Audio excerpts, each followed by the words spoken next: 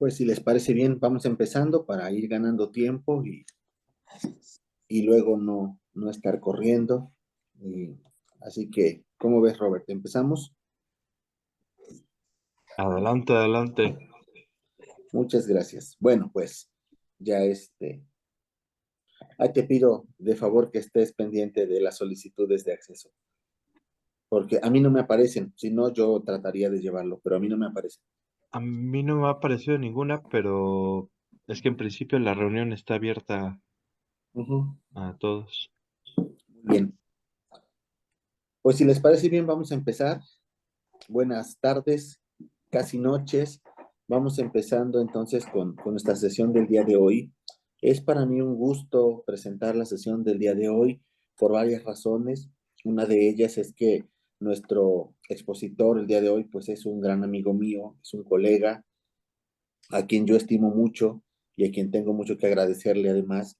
Y pues para mí es un placer contar el día de hoy con la participación del doctor José Antonio Mateos Castro. Él está adscrito a la Universidad Autónoma de Tlaxcala y pues nos hablará de políticas de la memoria, testimonio, verdad y justicia en contextos de hostilidad. Es un tema que él ha venido trabajando desde hace ya un buen tiempo y pues voy a aprovechar esta primera parte de nuestra sesión para darle la bienvenida a nuestros asistentes, recordarles que estamos en este seminario de filosofía social que se adscribe o está dentro de las actividades que venimos realizando dentro del doctorado en filosofía social, porque uno de los objetivos que perseguimos dentro de muchos, pues es precisamente la investigación en materia de filosofía, pero tratando siempre de atender algunos problemas de la sociedad. Por eso le hemos llamado doctorado en filosofía social.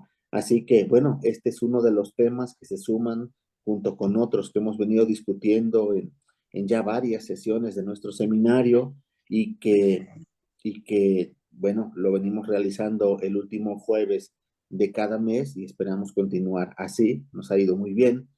Y bueno, para no darle más, agradecer a Pepsi, a Telcel por promover y por patrocinar nuestras actividades y agradecerle una vez más al doctor José Antonio Mateos Castro que está con nosotros. Lo voy a presentar brevemente.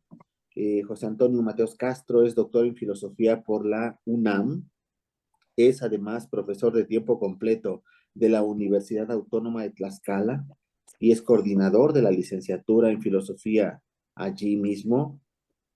Es miembro del Sistema Nacional de Investigadores nivel 1.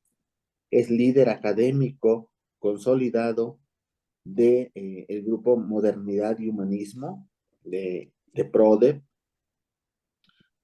Sus líneas de investigación versan sobre problemas de filosofía práctica moderna y contemporánea y educación, humanismo y universidad. Es miembro de la Red de Investigadores en Filosofía, RIF, de la región Centro-Norte, integrante del seminario Historia de las Ideas Filosóficas de Nuestra América y las Relaciones de Poder, del CIALC UNAM. Es integrante de la Red de Filosofía, Cultura y Pensamiento Contemporáneo de la UAM y la UAC, y es integrante del núcleo académico básico del posgrado Estudios del Discurso y Literacidades Académicas, adscrito al Sistema Nacional de Posgrados del CONACYT y del posgrado en Estudios Interdisciplinarios en Humanidades, ambos adscritos a la Facultad de Filosofía de la Universidad Autónoma de Tlaxcala. Forma parte de varios comités tutoriales de maestría, doctorado en humanidades y en estudios sobre la universidad y de la Universidad Autónoma del Estado de México, también de maestría y doctorado en filosofía contemporánea de la UAP y de la maestría interinstitucional en derechos humanos de la Universidad Autónoma de Tlaxcala, todos con reconocimiento en el Sistema Nacional de Posgrados del CONACYT. Y finalmente es integrante del Laboratorio de Innovación de Filosofía Forense de la UAP, donde también participa y dirige un amigo mío muy querido, a quien le mando un saludo, al doctor Arturo Aguirre. Pues bien, con esta semblanza, pues ya nos damos una idea quién es nuestro ponente el día de hoy. Adelante, querido eh, Toño, pues es todo tuyo.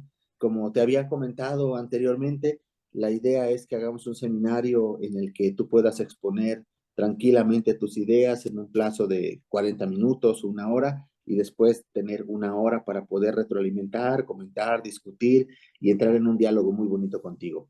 Así que adelante y bienvenido a nuestra universidad, bienvenido a nuestro programa de doctorado en filosofía social. Nuestros estudiantes están aquí presentes también para dar seguimiento a tu conferencia.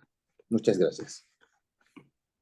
Pues muy buenas tardes a todos y a todas, estimado querido amigo Rubén Sánchez. Sabes que eh, nos apreciamos, cultivamos y nos ha juntado la filosofía y la diosa fortuna de conocernos y estar juntos, y eso me complace porque nos permite cultivarnos y seguramente y por supuesto cultivar los intereses filosóficos que nos unen en el fondo. Y por otro lado, agradecer, claro, a la Universidad Popular Autónoma del Estado de Puebla, a las autoridades que conforman el claustro de filosofía, el del doctorado, a tus estudiantes, profesores, colegas y a quienes se han conectado también de otras instituciones para poder escucharnos. Para mí es pues, verdaderamente pues, un placer y un honor poder acompañarnos y poder dialogar y poder intercambiar algunas ideas sobre las preocupaciones que de una u otra forma las circunstancias, el quehacer filosófico me han llevado a pensar en este momento. Y creo, como bien decías al inicio, coincidimos en ciertas preocupaciones, ¿no? En ciertas problemáticas que nos llevan precisamente a este momento. Por eso mi gratitud para todos y todas, para ti en especial, querido amigo, ¿sí? Y en ese sentido tratará de hacerle justicia a este espacio que me has proporcionado para poder pensar. Un poco justificando lo que voy a hacer, eh, hay un momento en una estructura del quehacer filosófico particular que me lleva a pensar problemas sociales y curiosamente creo que encajamos muy bien en este doctorado de filosofía social, a pensar problemas concretos, a pensar problemas inmediatos en el sentido de problemáticas que nos incomodan, que que nos llaman, ¿no? Que nos convocan a pensar juntos la situación que vivimos en nuestro país desde hace varios años. Y en algún momento, disertando, que no he dejado también esa parte de cultivar la tradición filosófica, de lo que han dicho los grandes filósofos y por supuesto los filósofos que nos gustan a nosotros y que tocan las cuerdas de nuestra existencia. A partir de contacto con algunos colegas de la UAP, de Sinaloa en su momento, de la Autónoma de la Ciudad de México, de la UNAM, de Morelos últimamente, pues hemos dado un giro un poquito a nuestras reflexiones para pensar, problematizar, comprender y en la medida de lo posible hacer constructos teóricos, conceptuales para pensar este contexto y esta situación de hostilidad contemporánea, de violencia, ¿no? De contemporánea en nuestro país y en ciertas regiones del país, pero que la filosofía, en la cual la filosofía no puede dejar, no puede dar la espalda a estas problemáticas. Creo que tiene que enfrentar ese tipo de situaciones para pensar esa situación, para que nuestra disciplina pueda mostrar no solamente la utilidad, sino la necesidad del quehacer filosófico ante una situación. Y yo pensaría un poco como un poeta chileno, Raúl Zurita, por ejemplo, que escribe poesía en un contexto de dictadura militar en Chile, yo pensaría de, bueno, ¿qué implica hacer filosofía en un contexto de hostilidad contemporánea? ¿Qué implica hacer filosofía en un contexto de violencias múltiples y diversas, con diversos factores y diversos actores? Pues bueno, a partir de lo que el doctor Aguirre muy bien decía, Rubén, colega y amigo que ha iniciado este giro a pensar este tipo de problemáticas hace bastantitos años, y hoy el Laboratorio de Innovación de Filosofía Forense nos ha permitido insertar estas problemáticas del testimonio, de la violencia, de la memoria y de la justicia. Y creo que la filosofía abona mucho, y hay mucho de dónde cortar y dónde ver precisamente cómo la filosofía podría abonar a pensar esta realidad que habitamos. Eh, Dando esto un poquito de contexto de lo que voy a leer, la investigación o el texto que tengo es un poco amplio. Son los primeros productos que hemos venido elaborando desde hace algunos años y que ha sido un esfuerzo colectivo de diálogo, de discusión, de presentación de avances y logros de lo que hemos obtenido hasta este momento y que y siguen todavía ahí en este proceso de construcción y sobre todo de un proceso de construcción conceptual, ¿no? De armar un constructo conceptual que nos permita desde nuestra situación concreta, ¿no? Pensar y explicar lo que estamos viviendo. Voy a ir leyendo algunas partes, iré comentando algunas otras para que podamos un poco ir puntualizando. En la medida de lo posible voy cuidando un poco el tiempo, pero tampoco para cansarnos y podamos establecer exactamente un diálogo de enriquecimiento y de retroalimentación desde nuestras miradas. Comienzo. Es un texto en su momento dedicado a mi madre, ¿no? Por su testimonio de vida y que mucho depende de lo que yo soy en este momento. Existir, vivir, sobrevivir para dar cuenta, transmitir, rememorar lo que es y ha sido nuestro contexto de violencias, habitar este espacio que no hemos construido todos, porque solo habitamos o solo se habita cuando es un espacio construido por todos. Nuestro país se ha convertido en un espacio de cuerpos, de cadáveres sobre cadáveres, de restos sobre restos, de ausencias y muchas ausencias. Un país sumergido en lo más sombrío de la igualdad primera. Cuerpos convertidos en cosas, cuerpos convertidos sin alma, sin dignidad alguna, simplemente vida orgánica. Cuerpos que han poblado y siguen poblando nuestra memoria y nuestras vidas individuales y comunitarias. ¿Por qué? Porque sabemos que nuestra cultura, los muertos, nuestros muertos nunca se van.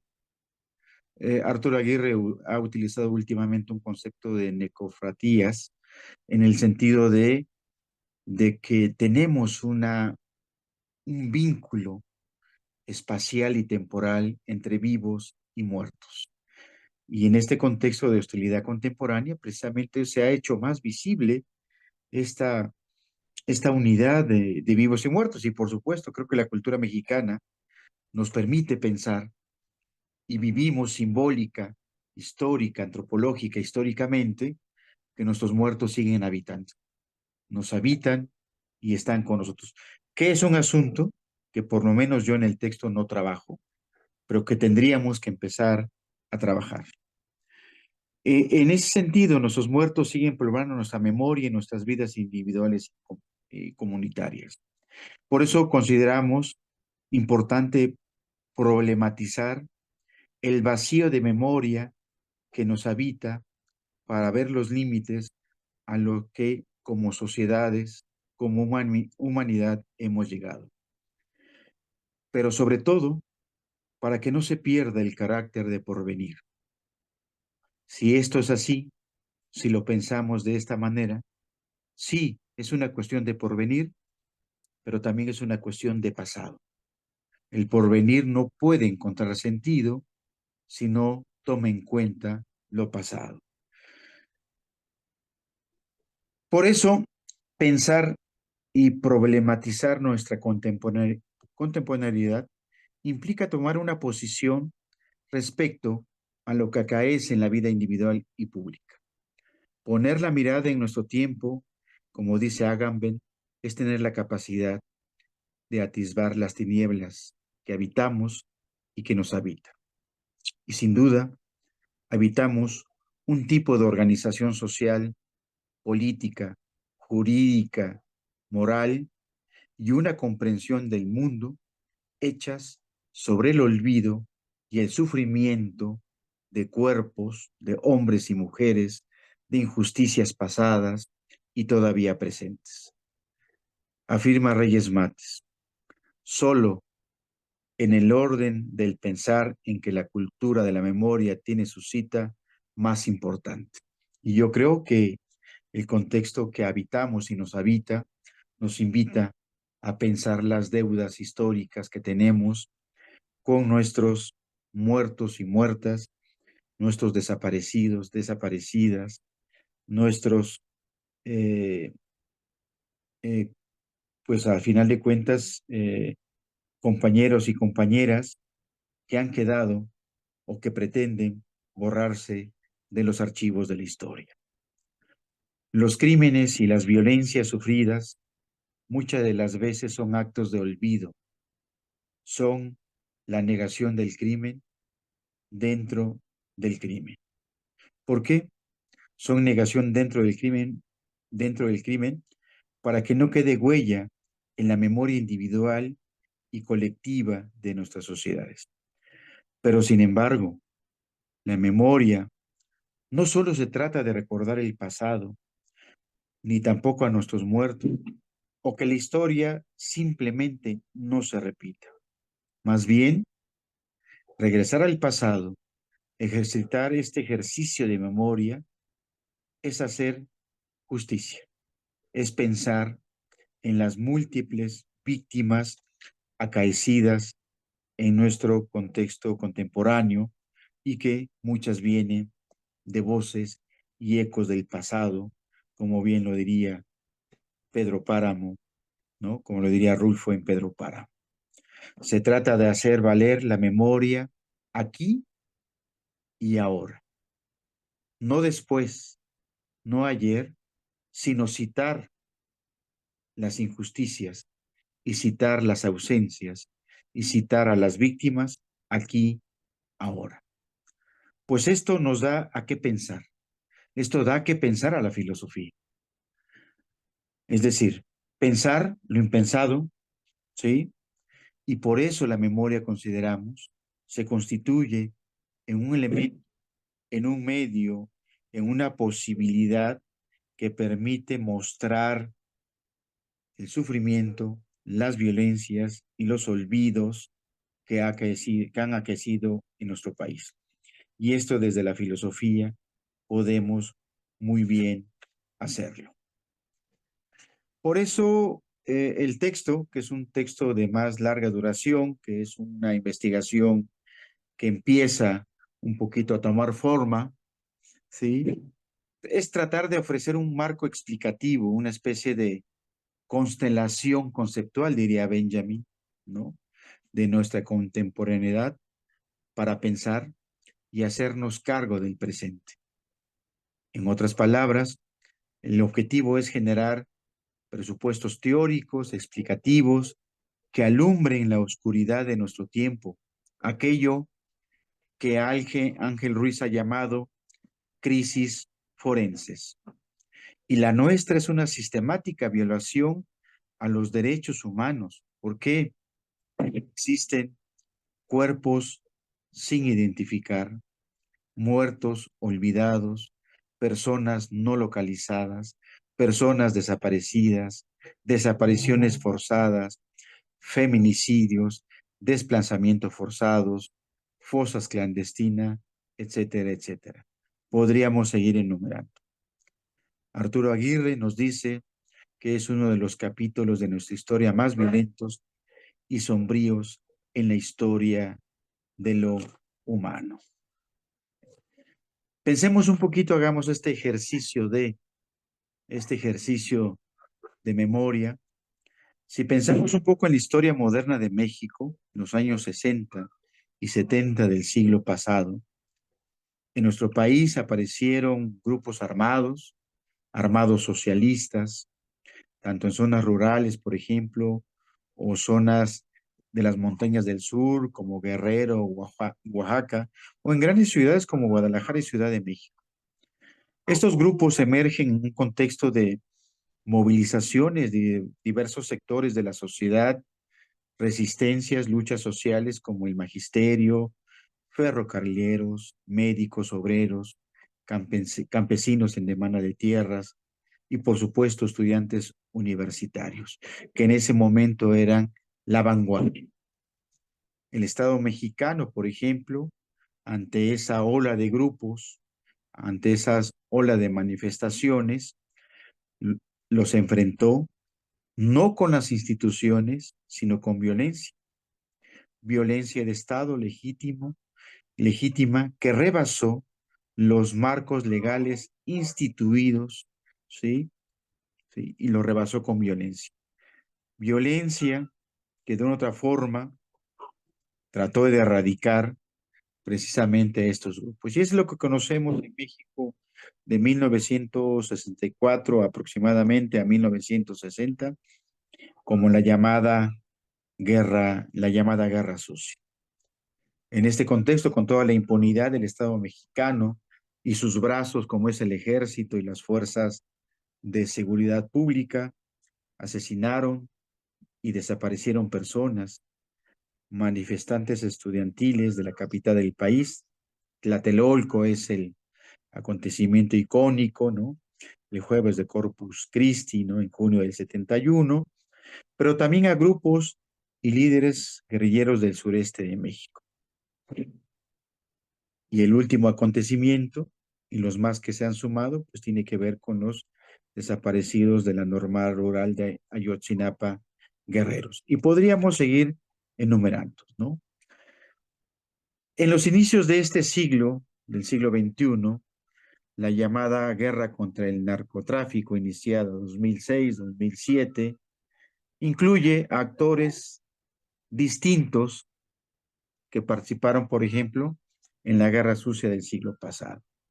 Actores como la delincuencia organizada, actores civiles, paramilitares, y muchas veces en complicidad con el Estado mexicano y con las instituciones.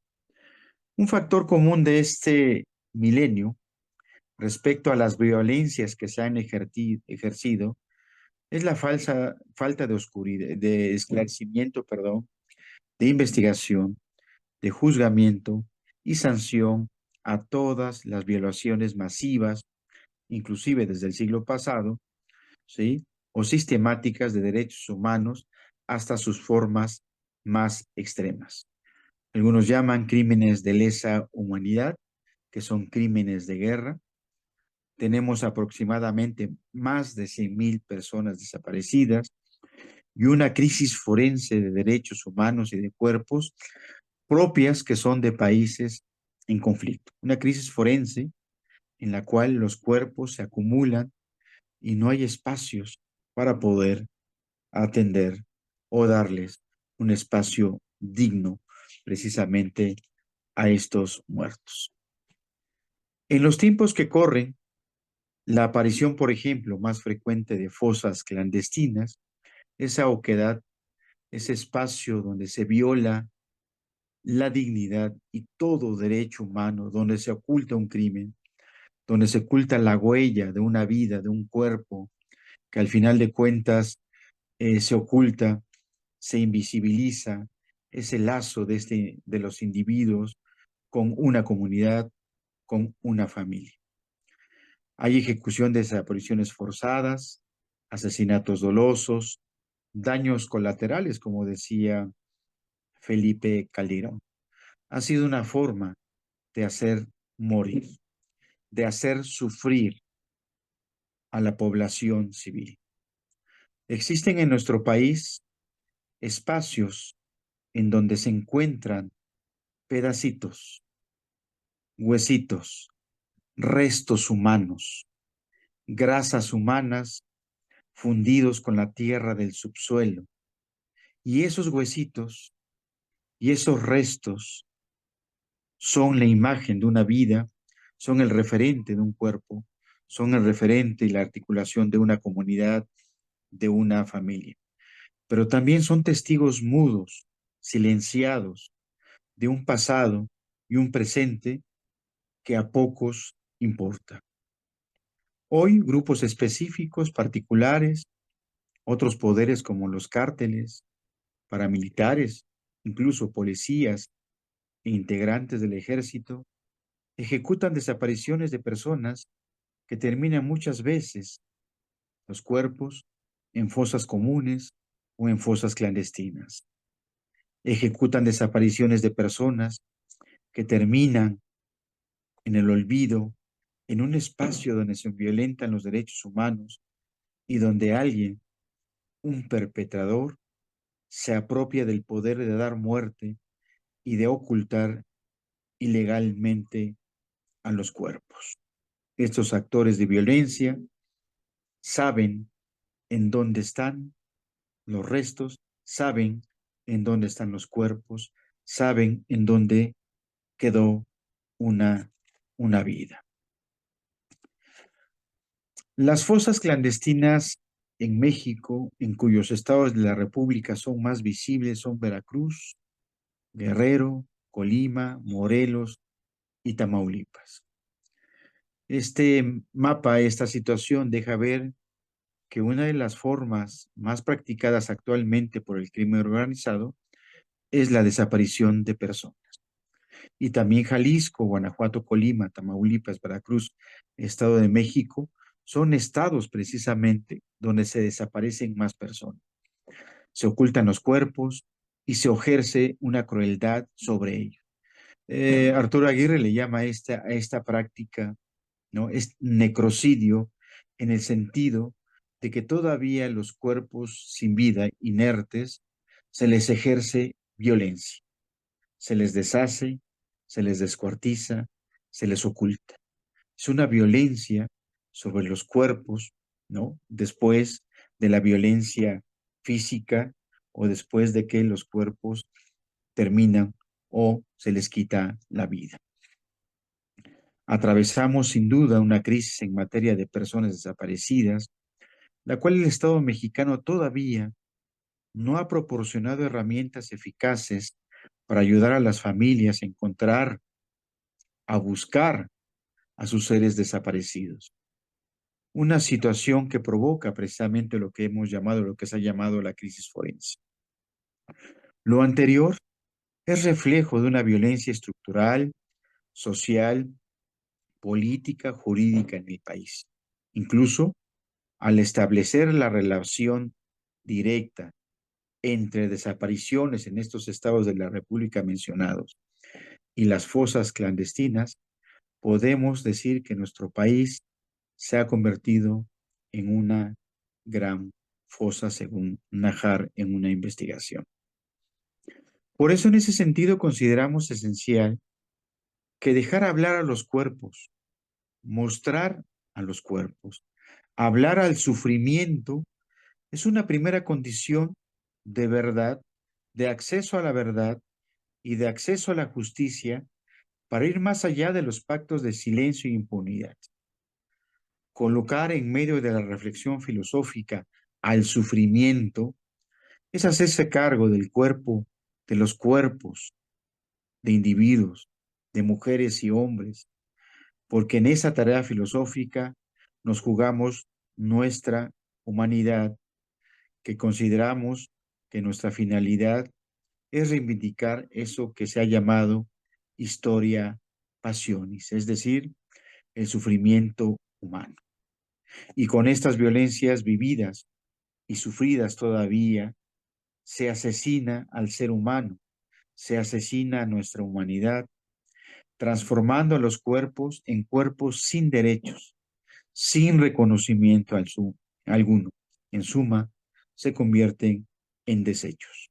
La muerte física, biológica, el asesinato es el objetivo, pero no el único. Se tiene que hacer morir, pero no de cualquier manera. Hay que degradar la vida, hay que degradar a los cuerpos para quitar toda dignidad. Por eso reconocemos que la significación del sufrimiento y la justicia son una respuesta a tales violencias y a tales injusticias. Bueno, es un poco eh, este esta primera parte del texto, mostrar lo acontecido. Hay muchos más datos, hay muchas más situaciones concretas y muy particulares que muestran precisamente el momento de hostilidad que vivimos en nuestro país, ¿no? Ahora daré un poquito paso a lo que representa, que ya un poco he venido tejiendo en esta primera parte, la importancia de la memoria. ¿Cuál sería el papel de la memoria filosóficamente hablando? No la memoria en sentido nostálgico, no la memoria en el sentido de recordar por recordar, sino la memoria en un sentido político, en un sentido moral, en un sentido social. Entonces, un poco lo que haré en este segundo momento es hablar precisamente de esto. La memoria en su dimensión moral es una categoría que surge de la distancia que existe entre conocimiento e incomprensión de los sucesos que vivimos. En ese sentido, hay que problematizar lo acontecido, lo que ha tenido lugar y que metodológica o epistemológicamente la memoria no comparte en pleno sentido o de manera plena con la investigación histórica. Diríamos un poquito que la memoria lo que hace es abrir expedientes cerrados en las cuales la ciencia de la historia no accede porque no tiene los elementos científicos o evidencias científicas para poder acceder a ellos.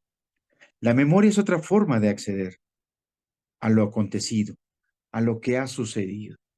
Y los cuerpos encontrados o los cuerpos ausentes son parte de esa huella, son parte de esa memoria y son parte de ese rastro a los cuales hay que darles presencia y sobre todo dignidad. La memoria en ese sentido problematiza lo impensado, lo que ha tenido lugar.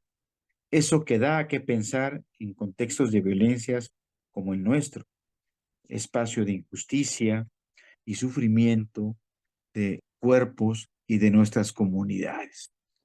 Porque al final de cuentas, las violencias, las desapariciones, las masacres, los asesinatos, no solamente es una violencia sobre los cuerpos individuales, son violencias que al final de cuentas fracturan una familia, fracturan una comunidad, porque somos parte de un contexto familiar y somos parte de una comunidad.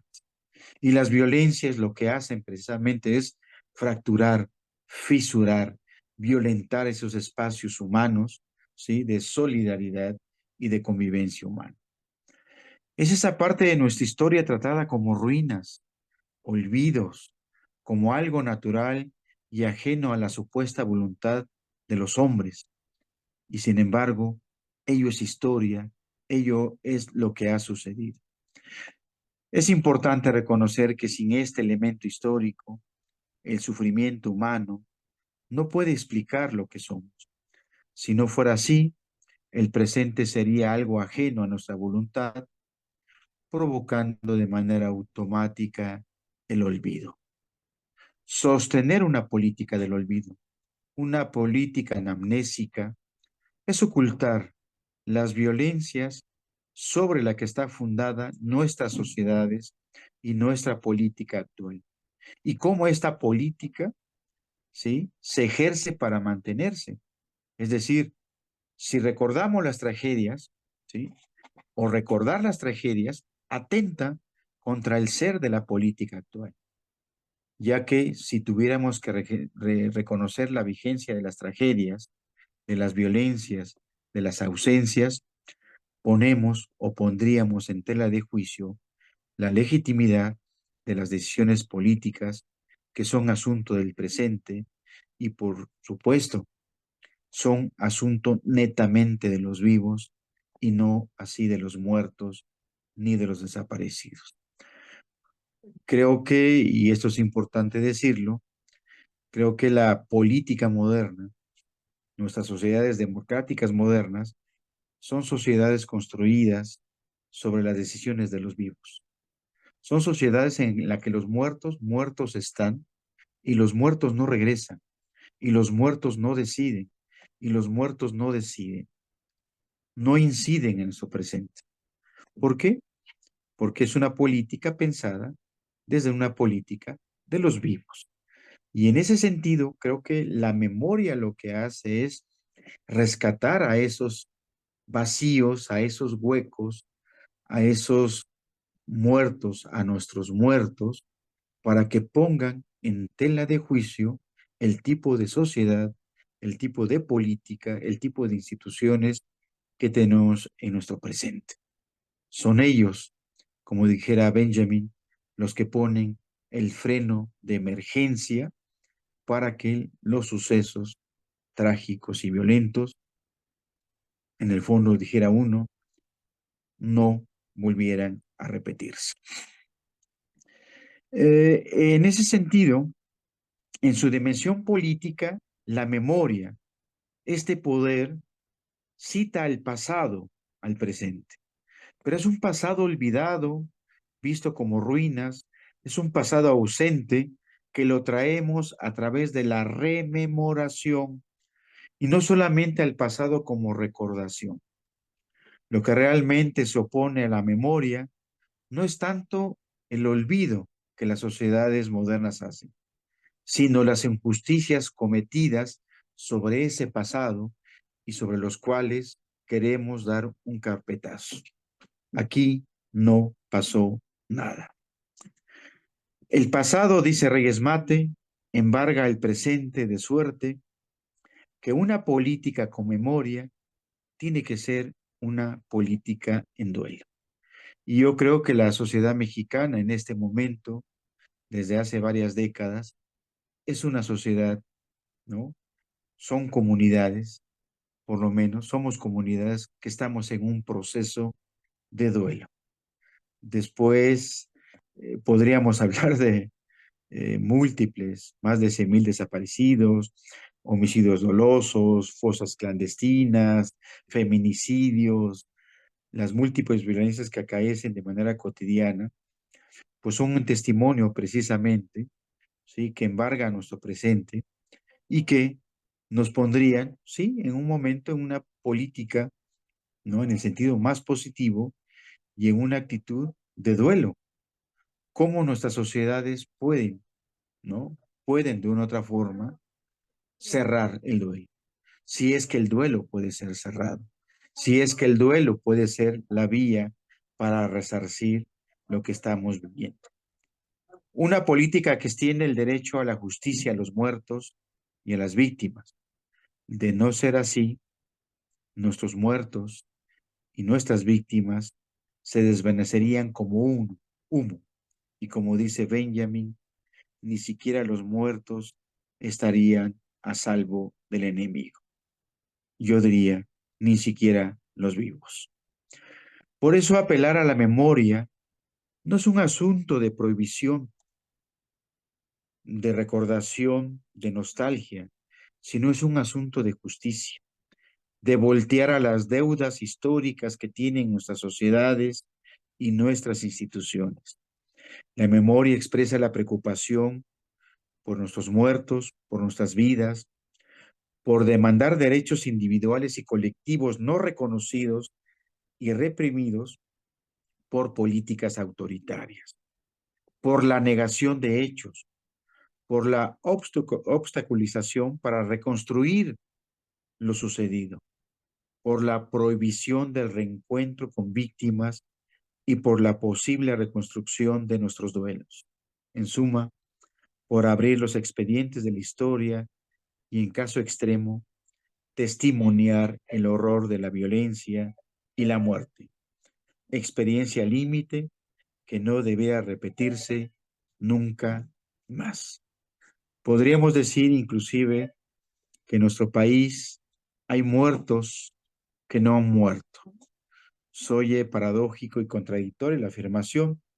Lo digo en el sentido que hay muertos y desaparecidos que no han acabado de morir porque no han regresado a casa y porque no han tenido uno de los actos más humanos, simbólicamente hablando, cultural e históricamente hablando, ¿sí? Que tiene que ver con darle, darle la sepultura digna de lo que representa cerrar ciclos, cerrar duelos o aprender o abrir otro tipo de duelos.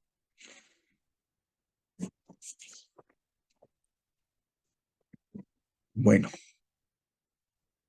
por eso, un poco por lo dicho, apelamos a una política una política de la memoria que ponga su mirada, que ponga el dedo en lo que llama Benjamin el Zeitgeist, ¿no? Que ponga el dedo en nuestro presente, en nuestro tiempo ahora, que inconscientemente acepta estar construido por miles de víctimas invisibles moral, jurídica y políticamente, víctimas de las violencias multicausales y multifactoriales sufridas. Es así que si regresamos a las fuentes, al origen, es para reconocer una deuda mantenida con ellas, una deuda que tiene que ver con el acceso a la verdad, con el acceso a la justicia, ¿sí? Por las cuales no están en nuestro horizonte presente. Lo anterior significa repensar el pasado del cual somos parte, pensar nuestra moral, nuestra política, nuestras instituciones, nuestra democracia, nuestra concepción de verdad y justicia en nuestra contemporaneidad. Ante estos escenarios de violencia, muchas veces de Estado, buscamos precisamente respuestas. Y en México sabemos que ha existido una forma para paliar este tipo de situaciones, las comisiones de la verdad, que han tenido una función fundamental para poder esclarecer, ver los brazos de poder, ver las situaciones y los nexos de los implicados en las múltiples violencias. En su momento en el país han sido apéndices o han sido brazos del mismo Estado. Incluso pensemos en las comisiones de la verdad de los crímenes del 68, todavía expedientes abiertos para nosotros, pero para las instituciones son expedientes cerrados. ¿Qué más podríamos decir de los múltiples desaparecidos y muertes de manera más cercana a nuestro tiempo? O inclusive, ¿no? De este evento simbólica y históricamente más conocido en el mundo que tiene que ver con los desaparecidos de Ayotzinapa, que también se sigue buscando el acceso a la verdad y el acceso a la justicia. Sin embargo, la memoria los mantiene vigentes. Esta memoria acerca de lo que ha sucedido con todos estos hombres y mujeres de carne y hueso que han sufrido violencias, mantiene y pone en tela de juicio a nuestro presente y pone en tela de juicio a nuestra política y pone en tela de juicio a nuestras instituciones y, por supuesto, pone en tela de juicio a nuestra democracia. Pues bueno, son esos elementos en los cuales la memoria permite moral y políticamente tenerlos presentes para poner en duda el sistema de cosas o el estado de cosas que vivimos. En los crímenes que se han perpetrado y se siguen perpetrando, se disminuye la capacidad de memoria para muchas veces imponer el olvido de nuestros seres queridos, de nuestros conocidos, de nuestros muertos y desaparecidos que también forman parte de nuestro horizonte. Pensamos que muertos y vivos compartimos nuestra espacialidad, nuestra contemporaneidad y nuestra temporalidad. Ante ello, las más de las veces encontramos silencio, indiferencia o simplemente capital político. Las más de las veces nos convertimos en espectadores, ¿sí? Cito a Reyes Mate: el olvido, esta especie de consenso social según el cual hay que pasar la página, hay que hacer que todo siga con normalidad. Cierro cita. La pregunta de fondo es: ¿qué representan las víctimas? ¿Qué representan nuestros muertos y desaparecidos de la violencia de nuestro país para nosotros, para nuestras comunidades, para los gobernantes, en suma, para nuestra democracia? El riesgo que corremos es minimizar, invisibilizar los crímenes del pasado para seguir reproduciendo. Las víctimas, una especie de fábrica, una especie de racionalizar el asesinato. Las víctimas no son estadísticas, no son números, tampoco es el medio ni el precio a pagar para encontrar la reconciliación o la estabilidad social o mero instrumento o retórica política. Son el reflejo de una fractura social, de nuestro espacio compartido, en donde si no contamos con ellos y con ellas, las víctimas, muy difícil podremos salir de la situación de violencia vivida. Por eso, y aquí articulamos otro elemento importante, el testimonio es fundamental. Los cuerpos son huellas, son testimonios de la falta de verdad y justicia en el país, pero también son una forma de resistencia e impulso de protesta ética y políticamente hablando. Las víctimas son los principales testigos, son una forma de interpelarnos para que ocupen o sigan ocupando un lugar en nuestro espacio doliente, diría Arturo Aguirre. Bueno, aquí articularemos otro elemento dentro de la disertación, que son partes de un texto más amplio, como comenté al inicio, y que serán textos todavía de búsqueda por conceptualmente darle sentido, significación filosófica a estos conceptos o a estos medios para pensar nuestra problemática contemporánea. En el testimonio encontramos una verdad de lo que somos y de lo que vivimos actualmente. Aquello que nos enfrenta muchas veces a experiencias incomunicables y que crean un modo de acceder a lo imposible de la muerte, al sufrimiento. Explicar lo que suponemos que es inexplicable e irrepresentable.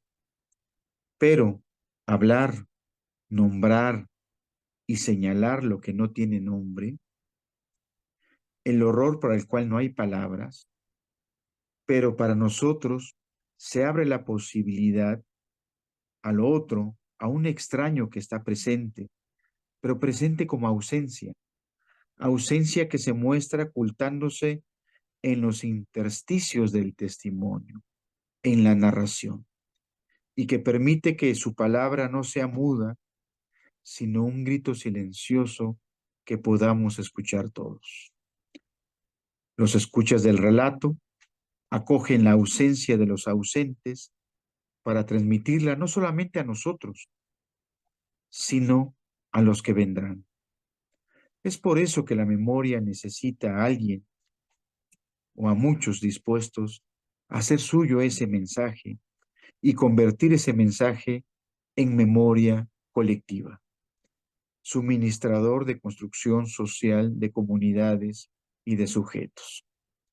Cito a Cabarero: identificarse con las víctimas es sobre todo un disponer de su palabra para cubrir el silencio sin olvidar el alarido.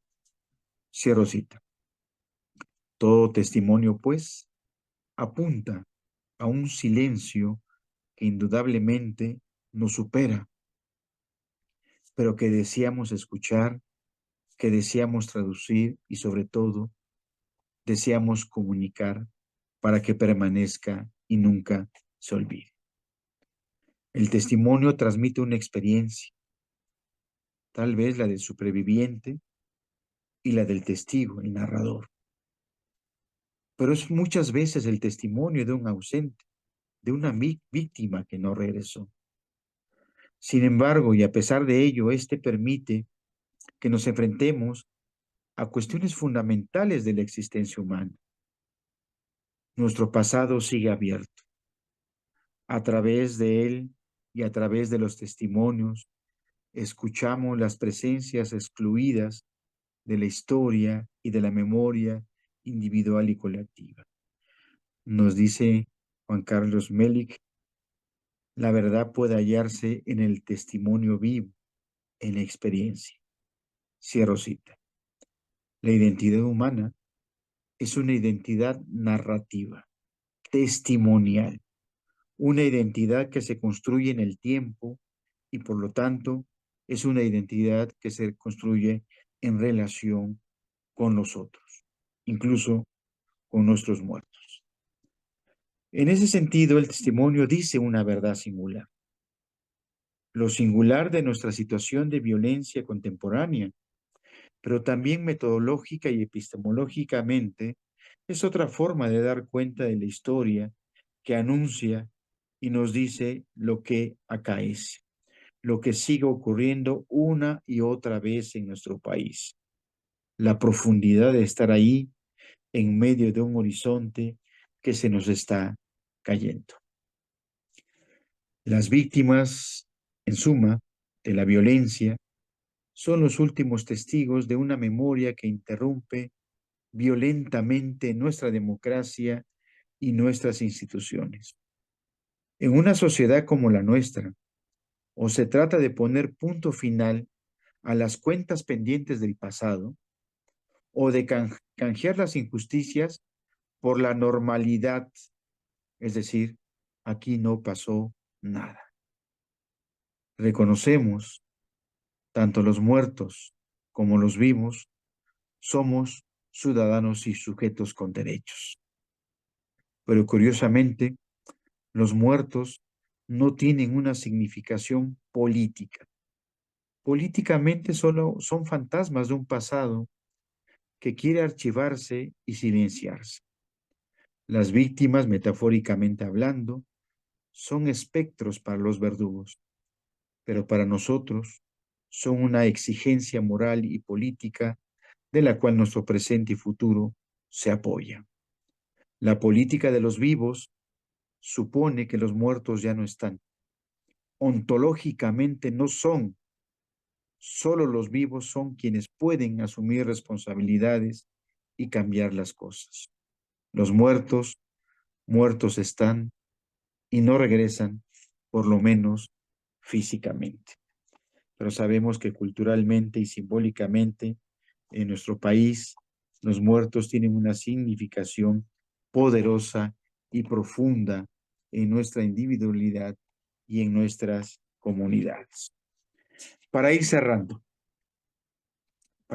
un poco la exposición que hoy nos ha citado y que ojalá nos provoque y nos permita pensar juntos. La memoria, un poco por todo lo que hemos dicho, es el inicio, el principio de un proceso que se puede consumar en la reconciliación. Pero para poder encontrar la reconciliación y la paz en nuestra sociedad, primero hay que explicar nuestro contexto y nuestras circunstancias. No podemos encontrar reconciliación y paz si no comprendemos lo que está sucediendo en nuestro país. Pero también es una señal y una condición de una posible sociedad distinta. Es un trabajo de problematización, de reflexión ética política, de construcción conceptual, para hacernos cargo de una realidad, de una responsabilidad moral de los vivos y de los muertos. Enunciado de otra manera, es una posibilidad del reencuentro con vivos y muertos. Es difícil, lo dice. Olvidé que nunca se debe permanecer como espectador, que no se tiene derecho a mantenerse aparte, a guardar silencio, a dejar que la víctima luche sola contra el agresor. Cierro cita.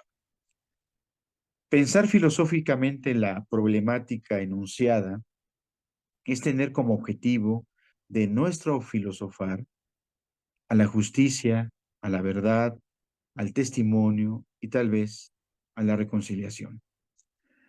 La justicia desde este punto de vista se dirige al pasado, porque es una justicia que busca resarcir daños contra nuestros muertos y desaparecidos del pasado. La justicia se dirige hacia el pasado. La posible reconciliación y la paz se dirige hacia nuestro presente y futuro posibles. En ese sentido, el tiempo de la justicia es más lento. Tal vez imposible, me pregunto yo. Sin embargo, no se puede renunciar a ella. No se puede renunciar a la búsqueda de la justicia.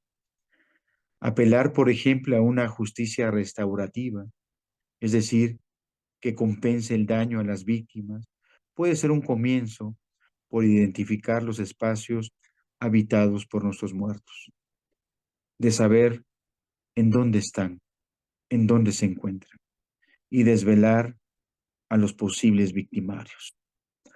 Apostar y entender a la justicia como reparación de los daños a las víctimas es una prioridad moral y política, no una elección. Poner el acento en ellas nada tiene que ver con ideologías, sino con su humanidad. Esto implica tener en cuenta el precio de la realidad, el sufrimiento y la muerte. Me pregunto, les pregunto, ¿es suficiente la verdad y la justicia para alcanzar la reconciliación para una posible sociedad distinta? ¿Podremos esclarecer, encontrar la justicia y la verdad de ese pasado y presente lleno de víctimas, de cuerpos encontrados en fosas, de desaparecidos y ejecutados? ¿Se puede evitar que las atrocidades mencionadas se repitan? ¿Podrán deconstruirse las verdades históricas de los regímenes del pasado y del presente aún vigentes? Pues esa es una tarea que tenemos que realizar mientras los muertos y sus familias no encuentran reparación. Es un punto de partida, resarcir daños a las víctimas, buscar una política sobre la justicia. Sin embargo, es un momento que no acaba de cerrar porque constantemente aparece la insolencia de la muerte, del dolor, de la pérdida constante. En ese sentido, para cerrar, no podemos perder la voz, filosóficamente hablando, poblar más de olvido nuestro horizonte contemporáneo. No podemos dejar que el olvido se imponga y haga desaparecer la palabra del horizonte de la verdad y la justicia. Pese a todo, ella, la palabra, es lo que permite y seguirá permitiendo escribir y testimoniar lo que padecemos. Lo cual no implica que lo que testimoniemos sea puro invento de una experiencia soñada o imaginada. Más bien, es una disposición discursiva, la narración de acontecimientos, más que el acontecimiento mismo, el que nos lleva a un lugar del narrador como un lugar mismo de la justicia, benjaminianamente hablando, como nos dice en el narrador. Rememorar a través de la escritura implica hacer justicia también, para dar voz a quienes no tuvieron la posibilidad de vivir y contar su experiencia. La fuerza de la palabra, la fuerza del discurso filosófico, dice Didier Huberman, la palabra pese a todo, para que lo invisible se haga visible. Así, Esther Cohen nos dice, la escritura se convierte en una lucha contra el olvido, en una facultad política, en un momento ético donde el otro cobra vida. En suma, la lengua es ese espacio desde donde somos capaces de seguir pensando, testimoniando. Los muertos, muertos están y no regresan, pero es importante darles otro tipo de sepultura, de resguardarlos en nuestra memoria colectiva y ubicarles en un lugar en donde su vida adquiera sentido. Darle lugar en nuestros espacios y discusiones públicas, un lugar en nuestra historia reciente. Hay que hacer posible que nuestros muertos descansen en paz.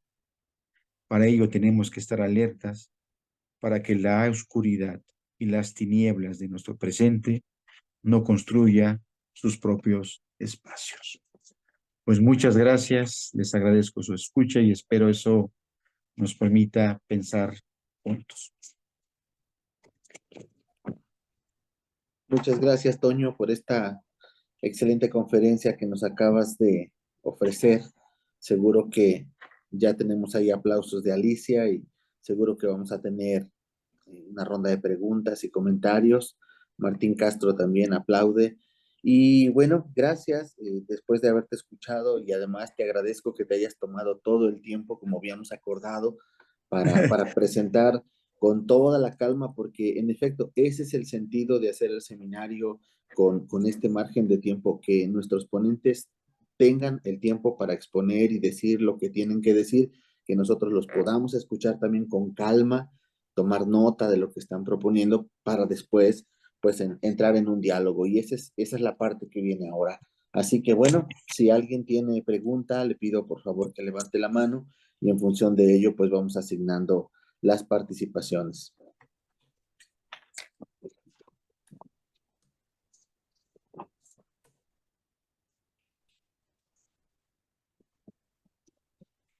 Muy bien, gracias Ricardo, adelante.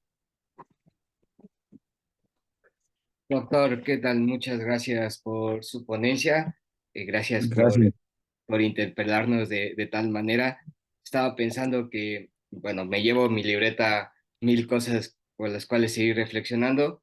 Estaba pensando en la gran ponencia y que lamentablemente la tenemos, ¿no? Ojalá y no hubiera este tipo de ponencias, y no lo digo por usted, sino por el tema, que pues ojalá y no existiera hablar de esto, pero lamentablemente lo tenemos y hay que hablarlo y hay que visibilizarlo, como bien usted dice. Mi pregunta va en torno a esto. A mí me hace mucho sentido todo lo que ha comentado, pues una de mis motivaciones para estudiar este doctorado en filosofía social fue justo un libro de un poeta poblano que estudia 25 casos de violencia en nuestro país, hace un estudio periodístico y luego les escribe un poema a esos 25 casos de violencia. Muchos de ellos violencia por cuestiones de género, violencia eh, eh, porque eran activistas sociales, activistas ecológicos y han sufrido, bueno, la muerte, etcétera, y les hace poema. Entonces, mi intención del doctorado es justo ver cómo la poesía puede llegar a ser social, puede llegar a denunciar. Mi pregunta es en este sentido, ¿cree usted que el arte en general puede ser un medio eficaz, no sé si la palabra es eficaz, pero un medio eficaz para lograr dar esta memoria, hacer patente esta memoria, para darle voz a aquellos que, justo lo comentaba, no tienen voz, porque parece que el arte actualmente, o por lo menos la cultura, en lugar de darle voz a la memoria de aquellos que ya no están, que no están físicamente, pero están en esta historia, parece que la cultura se ha encargado de darle voz a los criminales por medio de las series, de las películas, de las canciones, y no a las víctimas.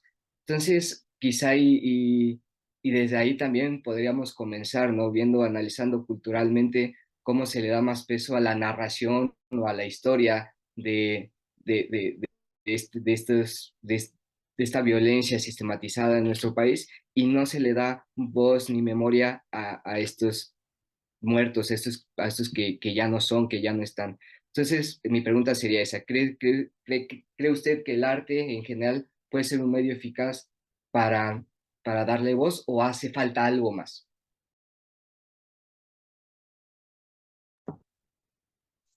Agradezco tus comentarios, agradezco la pregunta.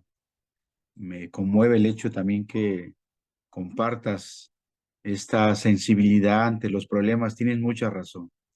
Ojalá no tuviéramos que hablar de estas cosas, pero para empezar, yo creo en ese sentido que pues la filosofía no puede, en primera instancia, darle la espalda a una situación en la cual padecemos. Yo creo que estamos acostumbrados o hemos sido formados, y lo digo por mí, en una academia muy cerrada, en una academia que piensa y balbucea y repite las mismas ideas de los autores todos los días en cuatro paredes. Y en ese sentido la filosofía se ha convertido inútil, inútil en el sentido más bondadoso de la palabra, porque bueno, es importante cultivar la tradición filosófica, es importante regresar a las tradiciones porque nos siguen diciendo algo. Sin embargo, un poquito lo que decía yo al inicio, este giro que hemos dado un poco en las investigaciones, en los intereses que uno está realizando en este momento, pues tiene que ver exactamente, bueno, ¿qué puede decir la filosofía ante este contexto de hostilidad contemporánea? Y lamentamos eso, ¿no? Pudiéramos estar hablando de otras cosas, pero tenemos que hacerlo. No podemos cerrar los ojos, no podemos cerrar los oídos, y la filosofía tiene que hacerse cargo de su presente. Pienso un poquito en Kant, en el texto, este ensayo de qué es la ilustración, ¿no? La pregunta por el presente, da cuenta de que la razón, la racionalidad se articula a procesos históricos concretos. ¿Cuál es la tarea de la filosofía? ¿Cuál es la tarea del filósofo? En un contexto llamado ilustración, ¿no? ¿Cómo inciden los procesos históricos? Podemos verlo en Michel Foucault, también en este texto homenaje a Kant, ¿no? Que es la ilustración. También esto que llama Foucault la ontología del presente. Agamben sobre la contemporaneidad, Nietzsche, podríamos mostrar. Pero tiene que ver precisamente con este ejercicio. Creo que yo soy también un lector de poesía, soy un lector de filosofía, y pensaba un poco cuando estabas hablando, cuando Adorno afirma que después de Auschwitz la poesía era imposible, ¿no? Que la poesía era imposible porque ¿cómo era posible? ¿Cómo la poesía iba a poder decir la ignominia, lo indecible, el silencio, la barbarie civilizada de la primera mitad del siglo XX? La poesía se quedaba muda, no podía decir nada ante este contexto de barbarie civilizada, digo yo, en esta primera mitad del siglo XX. Yo diría lo contrario, precisamente en contextos de barbarie, en contextos de violencias, la filosofía y la poesía tienen mucho que decir, porque la filosofía y la poesía pueden testimoniar. La poesía es otra forma de acceder a cuestiones tal vez no sistemáticas, racionales, abstractas, sino a decirnos las cosas de manera como si fuera un rayo, un latigazo, sin argumento alguno. Mostrarnos y desvelar, heideggerianamente dice, desvelar, mostrar, ¿no? La aletheia, ¿no? La desvela en un, en una, en un rayo de luz. Creo que la poesía también es una forma de testimonio. Yo al inicio decía, Raúl Zurita, por ejemplo, escribe poesía dentro de la dictadura militar y es una forma de dar cuenta y testimoniar lo que sucedía en ese contexto de dictadura en Chile, por ejemplo, ¿no? Y yo creo que es una forma de dar cuenta precisamente otro tipo de logos, otro tipo de racionalidad que permite acceder a una realidad compleja, que la filosofía no agota, pues. Es una forma de hacerlo. Hugo Mujica, que es otro poeta, místico, filósofo, eh, que tiene varios poemas precisamente que habla del silencio, de la ausencia. Quiero leerte un poquito este poema, se llama Cuando todo calla. Dice Hugo Mujica, también el silencio es huella, huella y seña a lo sin nombre, hacia lo que solo se escucha en la renuncia a nombrarlo. Yo creo que este fragmento, y hay muchos poemas de Hugo Mujica, que nos habla precisamente de cómo el acceso, cómo la poesía es otra forma de decir la realidad, de testimoniar la violencia, ¿no? De dar cuenta de una realidad que incomoda y que nos afecta a todos. Y otro ejemplo concreto, por ejemplo, de manera más cercana, tiene que ver, por ejemplo, con un colectivo en Coatzacoalcos, Veracruz, ¿no? Se llama, un colectivo que se llama Madres de Coatzacoalco, y tienen un poemario, por ejemplo, y se llama Madres en Búsqueda, Coatzacoalcos de 2012. Y es una forma de resistencia, es una forma de lucha, es una forma de duelo también, es una forma de nombrar a los que no están, es una forma de hacerlos presentes y de hacerles justicia. Por ejemplo, puedo, perdón, el poemario se llama Memoria de un corazón ausente, Memorias de vida. Por ejemplo, una madre dice a su hijo Juan Carlos Jiménez, discúlpame que me extiendo un poquito, pero quiero ser explícito en ese sentido, ¿no? Dice, caminando con mis sueños, te busco entre la gente que pasa a mi lado, ignorando mi dolor. Mis manos anhelan encontrar las tuyas, extrañan la tibieza de tu amor, pero siento que se pierden entre los saludos y la alegría que muchos demuestran, caminando cerca de mí. Quiero sentirme en tus ojos, reflejar mi alegría que un día sentí, no vivir más días oscuros, no llorar más por ti. Le haces falta a mis días,